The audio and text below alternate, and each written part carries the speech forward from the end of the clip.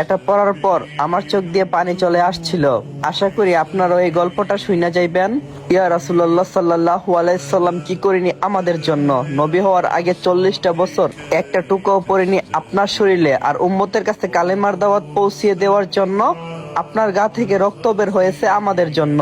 না খেয়ে কোনোদিন থাকেননি, পেটের মধ্যে পাথর বেঁধেছেন ক্ষুধার যন্ত্রণায়, তাও জান্নাত থেকে খাবারের জন্য সুপারিশ করিনি, শুধু আমাদের কাছে কালেমার দাওয়াত পৌঁছে দেওয়ার জন্য। জান্নাতের সর্দার জেনেও রাতের পর রাত জেগে তাহাজ্জুদের নামাজ পড়ে কেঁদেছেন, ইয়া উম্মতি উম্মতি বলে। নিজের জন্য কোনোদিন কোনো কিছু চাননি, যেন আমরা জান্নাতে যেতে পারি।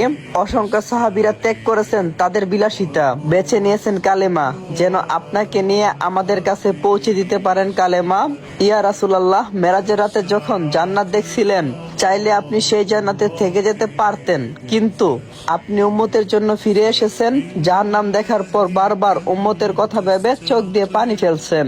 ইয়া রাসূলুল্লাহ সাল্লাল্লাহু আলাইহি ওয়াসাল্লাম, যেদিন আজরাইল আলাইহিস সালাম এসেছিলেন জান কবজ করতে, আপনার কাছে অনুমতি চেয়েছেন। আপনি বলছেন, ভাই আজরাইল, আমি চলে যাওয়ার পর আমার উম্মতের কি হবে? ইয়া রাসূলুল্লাহ, সেদিনও আপনি আপনার কথা ভাবেননি, শুধু ভাবছেন গুনাহগার উম্মতের কথা।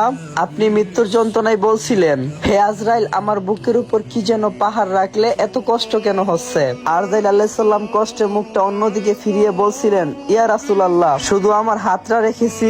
জবাবে আপনি বলছিলেন, শুধু হাত? এটা রাখতে এরকম যন্ত্রণা? জিবরাইল, যত কষ্ট দেওয়ার আমাকে দাও, আমার উম্মতকে কোনো কষ্ট দিও না।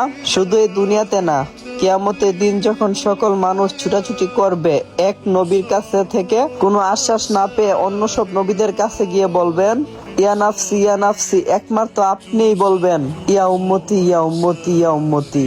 সেদিনও আপনি কান্নায় লুটিয়ে পড়বেন, সেজদায় বলবেন, আল্লাহ, আমার উম্মতকে বাঁচান। আর আমরা সেই উম্মত, আজ সুদ ঘুষ জেনা বিবেচার পরকিয়া ঢোল বাজনা বেপর্দা বেহায়া নাফরমানিতে লিপ্ত। ইয়া রাসূলুল্লাহ, আজ আপনার জন্য না, ও মুসলিম মুশরিক কাফিরদের জন্য চোখ দিয়ে পানি ফেলি, আবার তাদের কালচারও অনেক অনুসরণ করি।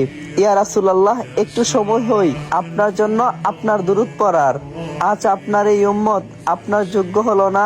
প্রিয় ভাই আর বোন, নিজেদেরকে কয়েকটি প্রশ্ন করুন, আমরা এমন একজন নবীর উম্মত হয়ে কি করছি, যে নবী মহান আল্লাহ তাআলার বন্ধু ছিলেন।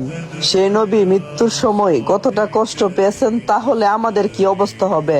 আমরা কি কিয়ামতের দিন নবী হযরত মুহাম্মদ সাল্লাল্লাহু আলাইহি সাল্লামের সুপারিশ পাওয়ার যোগ্য হব?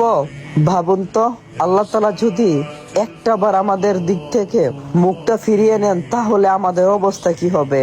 আপনাদের কাছে অনুরোধ রইল, ভিডিওটা কয়েকজনের মাঝে শেয়ার করে অন্যদেরকে শোনার সুযোগ করে দেন। আপনার শেয়ারের মাধ্যমে কেউ একটু হলেও আমাদের প্রাণপ্রিয় নবীর জন্য কাঁদতে পারবেন। কার কার কান্না চলে এসেছে অবশ্যই কমেন্ট বক্সে জানাবেন। আসসালামু আলাইকুম। যদি ইসলামিক গল্প পেতে চান আর ইসলামিক গল্প ভালোবাসেন, তাহলে আইডিটা ফলো দিয়ে অবশ্যই আমাদের সাথেই থাকবেন। ভালো থাকবেন, নিজেদের খেয়াল রাখবেন। আল্লাহ।